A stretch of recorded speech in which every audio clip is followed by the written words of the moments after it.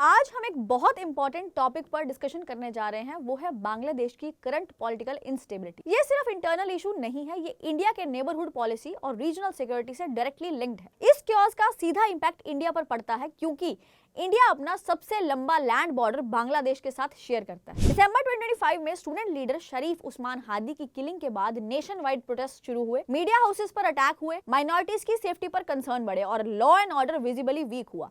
इसका direct impact India Bangladesh relations पर पड़ा। वीजा सर्विसेज सस्पेंड हुई, डिप्लोमेटिक टेंशंस बढ़ी और इंडिया ने अपने ईस्टर्न बॉर्डर स्टेट्स में अलर्टनेस इंक्रीज की। अब सबसे इंपॉर्टेंट फैक्टर है फरवरी 2026 इलेक्शन। ये इलेक्शन सिर्फ गवर्नमेंट चेंज नहीं डिसाइड करेगा, ये भी बताएगा कि बांग्लादेश इंस्टीट्यूशनल स्टेबिलिटी की तरफ जाता है या प्रोलॉन्ग्ड पॉलिटिकल क्योस की तरफ। इस बीच एक और लेयर है, शेख हसीना फैक्टर।